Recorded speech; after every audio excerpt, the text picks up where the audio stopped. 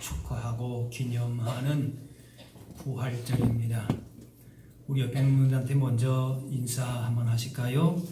예수님 부활하셨습니다. 예수님 부활하셨습니다. 네, 감사합니다.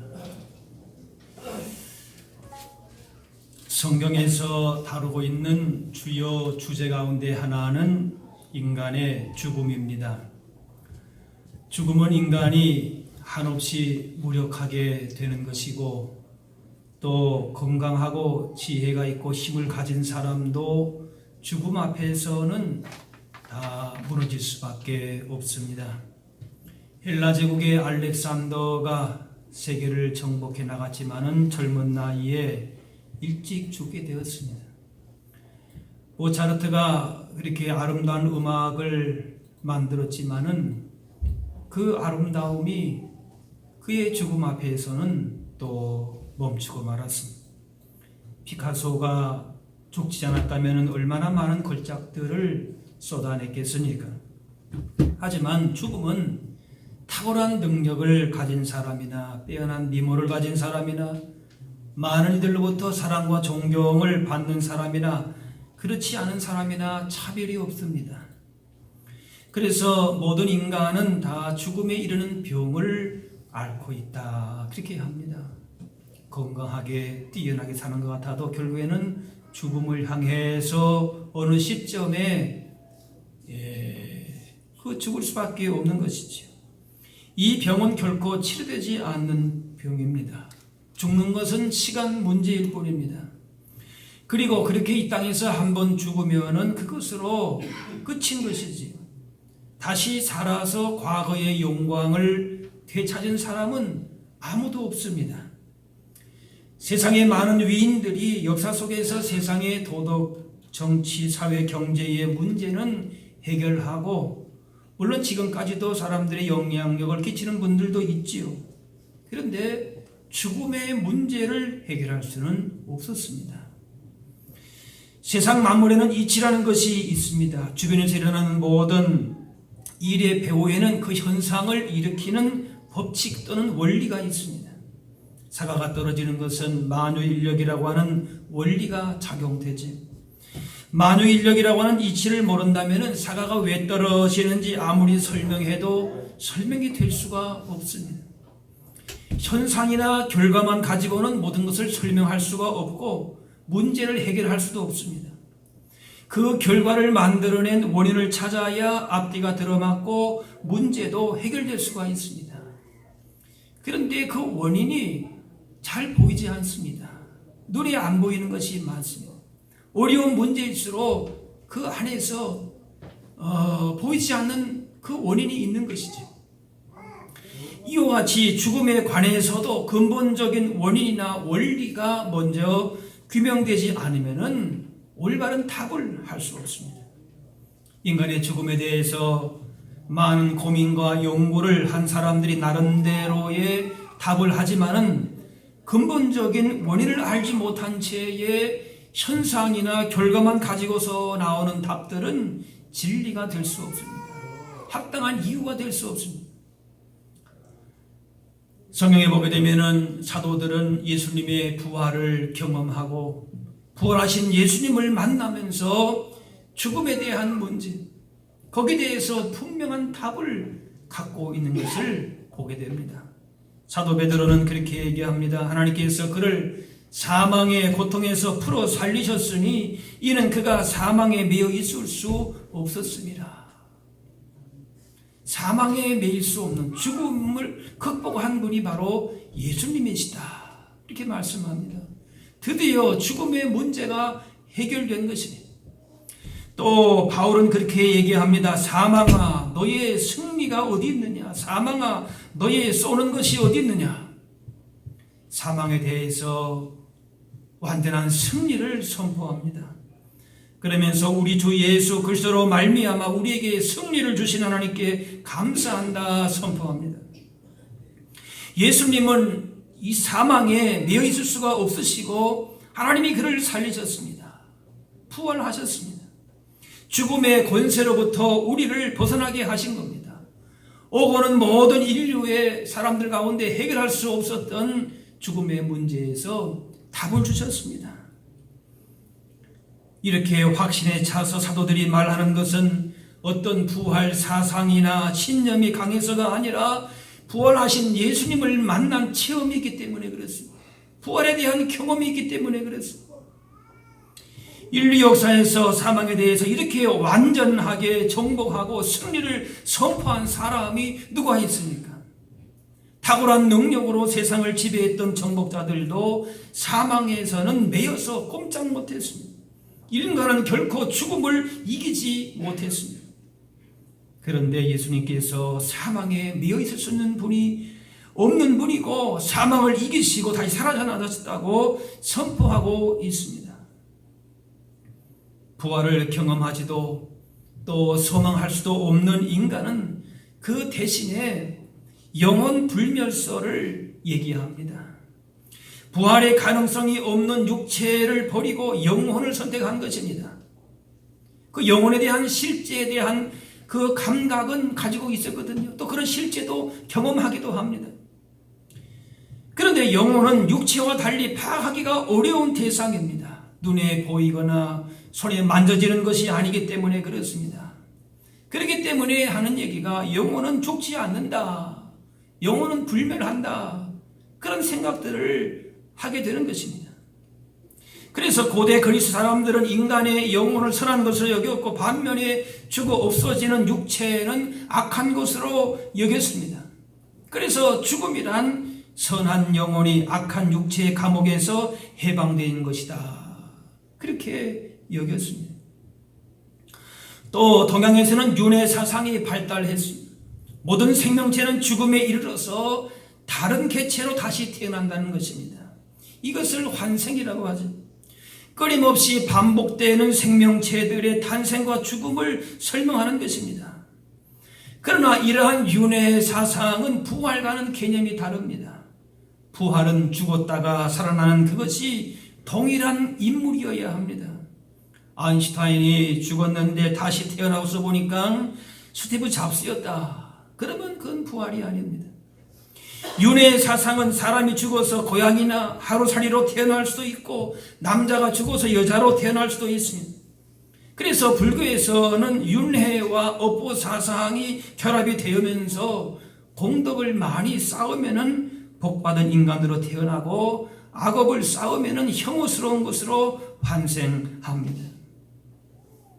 고대 인도의 작은 왕국의 왕자 시달타는 인간의 삶이라는 것이 태어나고 병들고 늙고 죽는 것으로 엮어지는 고통스러운 것이기 때문에 어떻게 하면 이 고통의 수혜받기 위해서 벗어날 것인가 그것을 고민했습니다.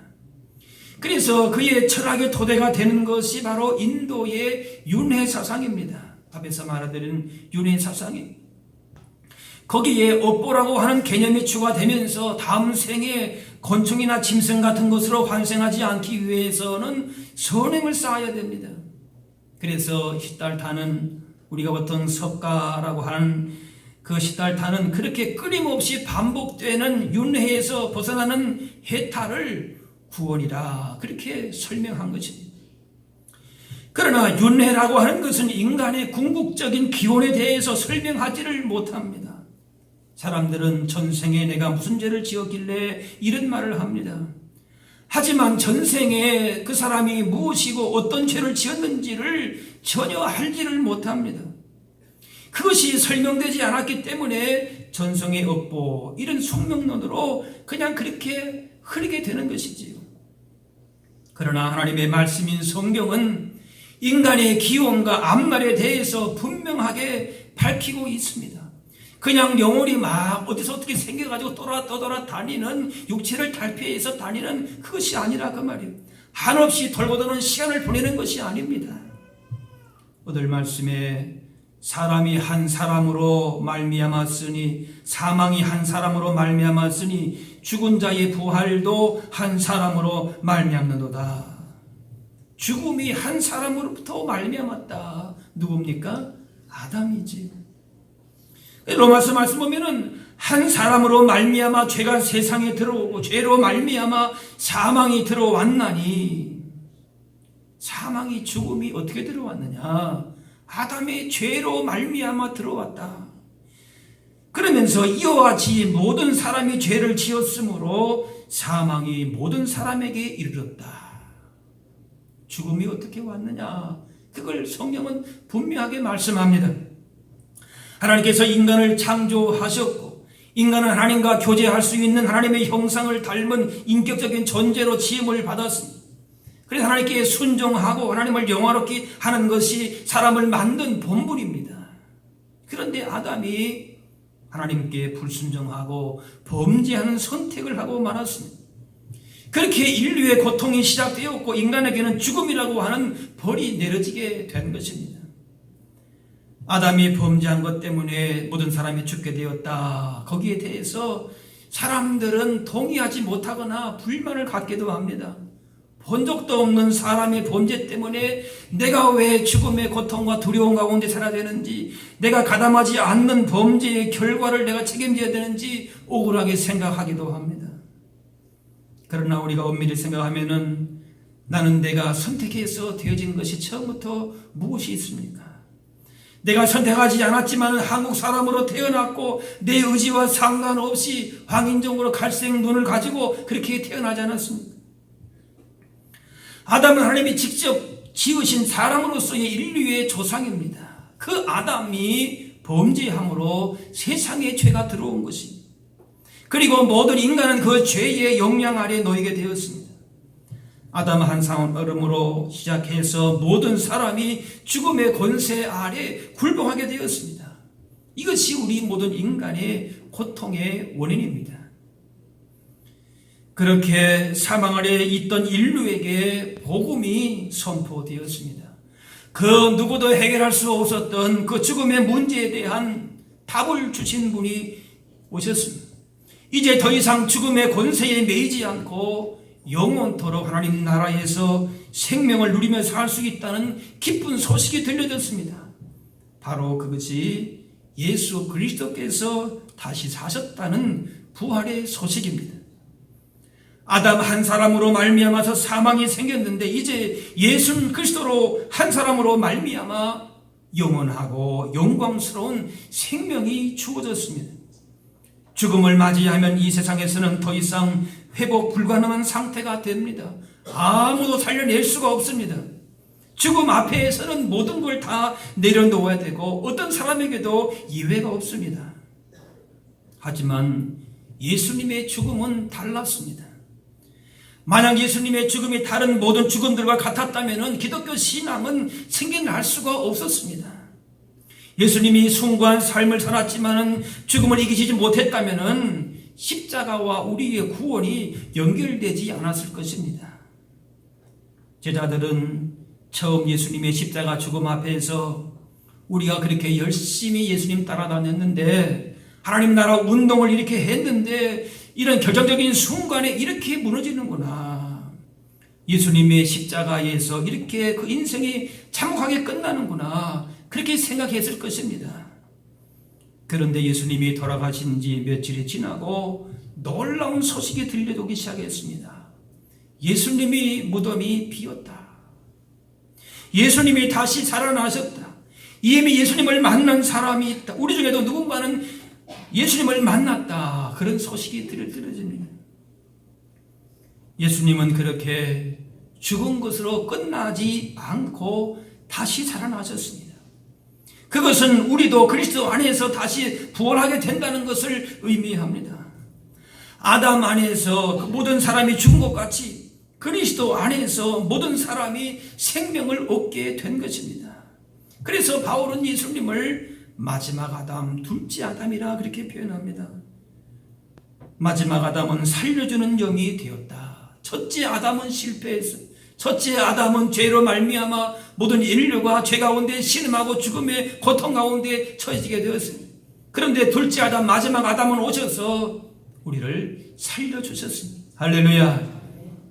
한 사람으로 말미암은 결과가 모든 사람에게 미친다는 점에서 아담과 예수님의 역할은 똑같습니다. 우리 모두는 아담으로 말미암아 사망의 권세 아래 놓이게 되었습니다. 그러나 예수 그리스도로 말미암아 모든 사람에게 생명이 주어지게 됐습니다. 예수님의 속죄는 모든 사람의 죄를 대신할 수 있습니다. 예수님의 속죄의 능력보다 죄 용서받아야 될 사람이 더 많아서 초과되어서 그 사람들은 구원하지 못하는 것이 아니고, 오고 오는 모든 인류를 위해서 예수님은 인간이 당해야 할 저주와 형벌을 대신 당하시고 죽으신 줄로 믿습니다. 단지 사람들이 그리스도의 구원의 은혜를 받아들이기도 하고 거부하기도 할 뿐입니다. 모든 사람에게 구원의 길이 열려 있지만은 예수 그리스도를 구원자로 영접하고 믿는 자만이 새 삶을 살게 되는 것입니다.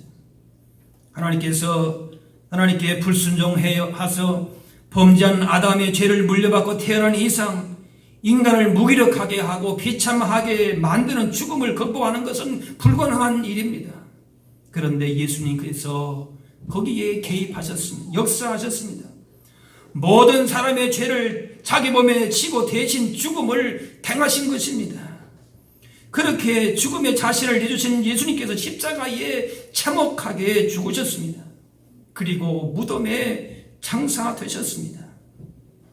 죽음이 사망의 권세가 하나님의 아들을 붙잡았으니까 사망 권세의 편에서 볼 때에는 그보다 더 큰 승리가 어디 있겠습니까? 아담 한 사람부터 그 이어지는 그 죄와 죽음의 그 권세가 이렇게 강한가, 이렇게 무서운가, 죄의 심각성을 느꼈을 것입니다. 그리고 죄의 권세의 능력도 경험했을 것입니다. 가령 전쟁 중에 별 볼 일 없는 쫄병을 포로로 잡아놨는데 총사령관이 와서 쫄병 내어주고 내가 대신 포로로 붙잡히겠다, 그런 격입니다. 그런 일이 어떻게 있겠습니까? 그래서 붙잡힌 것이지요. 그러나 이러한 죽음의 권세의 승리는 겨우 사흘을 넘기지를 못했습니다. 하나님의 아들이신 예수님은 죽음보다 크신 분이기 때문에 죽음의 사슬을 끊고 부활하셨습니다. 오히려 죽음을 물리치시고 사로잡아서 결박하시고 우리로 하여금 영원한 승리를 안겨주신 줄로 믿습니다. 이제 그 죽음의 개념이 바뀌었습니다. 그리스도 안에서 죽는 것은 더 이상 죽음이 아니라 잠드는 것이다, 그렇게 말씀합니다. 그래서 그리스도께서 다시 살아나서 잠드는 자들의 첫 열매가 되셨다, 오늘 말씀합니다. 첫 열매라고 하는 것은 오랜 인내 후에 처음으로 얻게 되는 결실입니다. 그래서 상징적으로 큰 가치를 가지고 있습니다. 그리고 그 다음에 열리는 모든 열매를 대표합니다. 구약에서는 첫 열매를 하나님께 드렸습니다. 가장 귀한 것을 하나님께 드린다는 의미입니다. 우리 풍습에서도 젊은이가 취직해서 첫 월급 타면은 부모님께 선물을 사드리기도 합니다. 첫 번째 월급이나 두 번째나 다 같은 돈이지만은 첫 월급이라고 하는 상징적인 의미는 돈 자체의 가치보다 훨씬 큰 의미가 있지요. 또 첫 열매라고 하는 것은 앞으로 열매가 계속 열린다라고 하는 보증이 됩니다. 그리스도께서 잠드는 자들의 첫 열매가 되셨다는 것은 우리 성도들도 나중에 부활하게 된다는 것의 보증이라, 그런 뜻입니다. 따라합시다. 그리스도께서 살아나사 잠드는 자들의 첫 열매가 되셨도다. 예. 나무가 자라서 마침내 첫 번째 열매가 열렸습니다. 그것은 두 번째, 세 번째의 열매도 열린다는 보증이 됩니다. 첫 번째 열매만 열리고 그 다음부터는 열매가 안 열리는 일은 없습니다. 열매가 안 열리려면 처음부터 열리지를 않겠지요. 예수님께서 2000년 전에 우리의 죄를 속죄하시고 죽음을 결박을 하셨지만은 그 즉시로 이 세상을 아담이 범죄하기 전으로 되돌려 놓지는 않으십니다. 그래서 우리가 사고를 당해서 죽기도 하고 병들어 죽기도 하고 늙어서 죽기도 하고 그렇습니다. 우리의 구원은 십자가에서 이미 이루어졌지만은 마지막 날 주님께서 재림하셔서 모든 악을 심판하실 때에 완성될 것입니다. 주님이 부활하셨을 때 우리도 부활해서 그 영광의 나라에 입성할 때가 오게 되는 줄로 믿습니다. 그렇기 때문에 이미 이루어진 십자가와 통해서 이루어진 구원과 마지막 최후의 구원의 완성을 이룬 그 사이를 지금 우리는 살고 있는 것입니다. 그래서 아직 우리의 육신은 죽음을 경험하는 것이지요. 그러나 그 죽음은 결코 우리를 지배하지를 못합니다. 우리에게 부활의 소망과 약속이 너무나도 분명하게 있기 때문인 줄로 믿습니다. 만약 그리스도께서 부활하지 않으셨다면 우리는 지금 수술받은 환자가 마취에서 깨어나지 못한 것과 마찬가지일 것입니다. 수술로 병은 고쳤지만은 마취에서 깨어나지 못하면 온전하게 살았다고 할 수가 없겠지요. 그러나 예수님께서 다시 사셨습니다. 예. 우리가 그것을 이렇게 믿는다면 우리도 다시 산다라고 하는 보증의 첫 열매가 되셔서 우리로 하여금 부활의 영광에 참여하게 될 줄로 믿습니다. 그래서 우리의 성도의 죽음은 결코 영원한 죽음이 아닌 것이, 영원히 잠자는 것이 아니라 그 말이에요. 깨어난다는 것이 부활의 영광에 참여한다는 것이지. 그러므로 우리에게는 죽음은 더 이상 공포와 심판이 아닙니다. 공포와 심판으로서의 죽음은 이미 그리스도의 부활에서 결박을 당했습니다. 성도의 죽음은 여기서 말하는 것처럼 잠자는 것에 불과하다라고 하는 것이, 우리가 밤에 잠자리 들 때에 아침에 다시 일어나려고 하는 확신을 가지고 눕는 것과 마찬가지로 우리가 죽음을 맞이할 때에 예수님처럼 다시 부활하리라, 그런 확신을 가지고 눕는 것입니다. 예수님의 부활은 상식의 범위를 벗어난 사건이었습니다. 예수님께서 십자가에 죽으신 것을 본 제자들은 모두 절망과 두려움에 빠졌습니다. 분명 예수님이 죽으신 것을 목격했는데 어찌 다시 살 수 있겠는가? 예수님과 3년 동안을 보냈지만은 그러나 그들에게 있어서는 놀랍고 두렵고 의심스러울 뿐이었습니다. 그만큼 부활이라고 하는 것은 그들에게 낯선 일이고 그 부활이 일어났다는 것이 도저히 믿기가 어려운 사실인 것이지. 그러나 주님의 부활을 목격한 제자들은 전혀 다른 사람이 되었습니다. 두려움으로 도망가던 제자들, 의심 많았던 제자들, 겁내던 제자들이 부활하신 예수님을 만나면서 변화되기 시작을 했습니다. 할 말이 없던 제자들에게 할 말이 생겼습니다. 그리고 그들이 나가서 담대하게 전한 내용은 그리스도께서 부활하셨다, 그것입니다. 그리고 주님이 부활하셨다는 것은 그들 역시 부활하게 된다는 것입니다. 그러므로 이제 세상 가운데에 나갈 때에 그 어떤 환난이나 고통이나 죽음이 다가온다 할지라도 두려워하지 아니하고 담대하게 예수 그리스도에게 부활의 소식을, 그 복음을, 십자가의 구원을 전하게 된 것입니다. 부활의 소망을 가진 사람과 그렇지 못한 사람 사이에는 이렇게 큰 차이가 있습니다.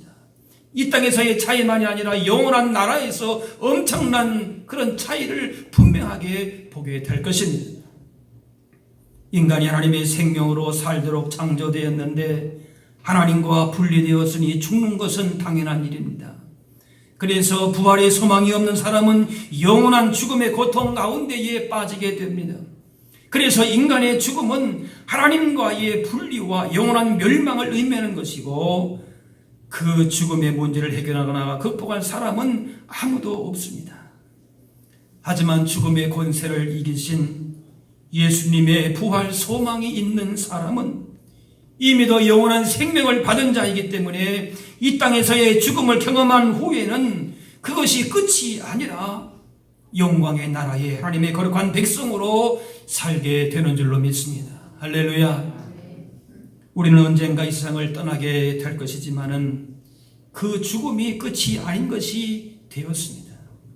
그리스도께서 죽은 자 가운데에서 다시 살아나서 잠자는 자들의 첫 열매가 되셨기 때문입니다.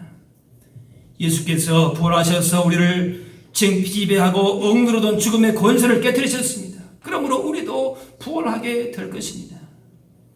오늘 부활절을 맞이하면서 예수님의 부활을 기념하고 축하하면서 동시에 우리의 부활을 더욱 확신하고 소망하는 그런 믿음으로 부활하신 예수 그리스도의 생명으로 충만하게 넘치시기를 바랍니다.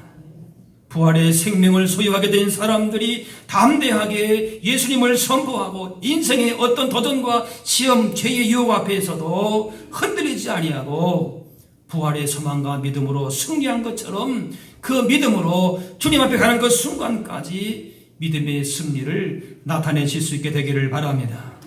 부활이요 생명이신 예수 그리스도로 가득 채우고 변화된 모습으로 세상을 향하여서 당당하게 부활 증인으로 살아가실 수 있는 저와 여러분들이 다 되실 수 있기를 주의 이름으로 축원합니다. 기도하겠습니다. 사랑의 아버지 하나님, 죄와 죽음의 문제 앞에